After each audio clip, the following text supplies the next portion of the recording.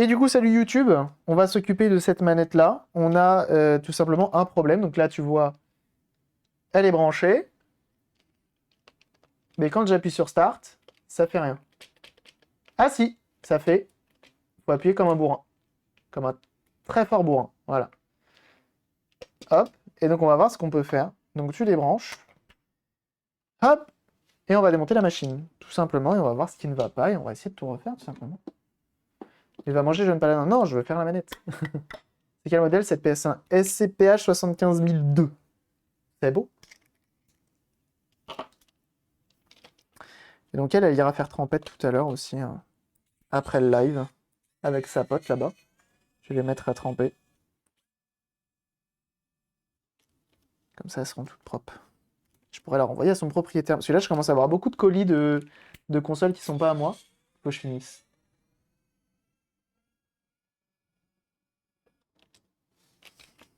Tiens, d'ailleurs, Joachim, je me suis rendu compte que sur une de tes... sur ta GBA, la flèche de gauche était très dure. Était très dur à appuyer. Enfin, très dur, non. Faut appuyer assez fort. Donc on va essayer de le refaire aussi. Les fameuses manettes sans joystick, oui. Qui sont vraiment stylées. J'aime beaucoup. Ça rappelle toute une époque, en fait, hein, d'avoir ces manettes-là.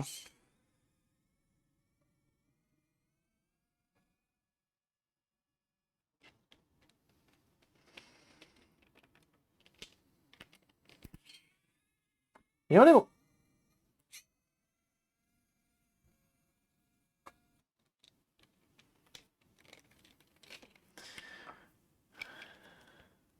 Parce que c'est vrai que des jeux en 3D avec cette manette-là, c'est compliqué, hein.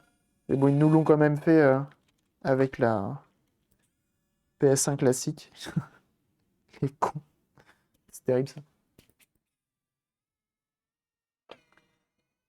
Trace de variable. Cliquez sur la croix directionnelle, pardon. Hop. Donc, on a enlevé tout ça.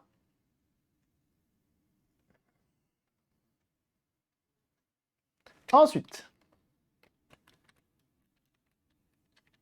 j'ai mis ma propre PS1 avec, mais bon, il n'a pas la place de toutes les prendre dans son appart. Et GameCube, on l'avait payé à 2. C'est bien. On enlève ça. Donc ça, c'est la partie basse. Et nous, ce qui nous intéresse, c'est tout ce qui est par là. Ok. On peut déjà, hop, faire comme ceci. C'est des consoles, des manettes qui sont bien conçues. Hop et hop. Et donc là, ce que l'on va faire un truc. C'est le seul truc que... Si ça marche, tant mieux. Si ça marche pas, tant pis. On prend alcool iso. Donc alcool isopropylique. Coton-tige. Petit chiffon. On en met sur notre coton-tige. On vient ici. Et on vient insister pour bien venir gratouiller nos deux trucs. Voilà. Pareil ici, sur nos pads.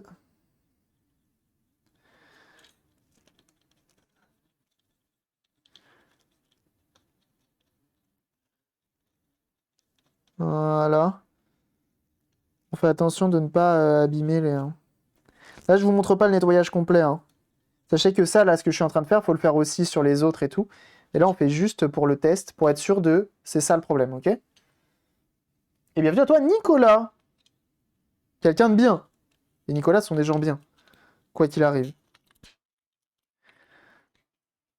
Ok, on branche. Et on teste.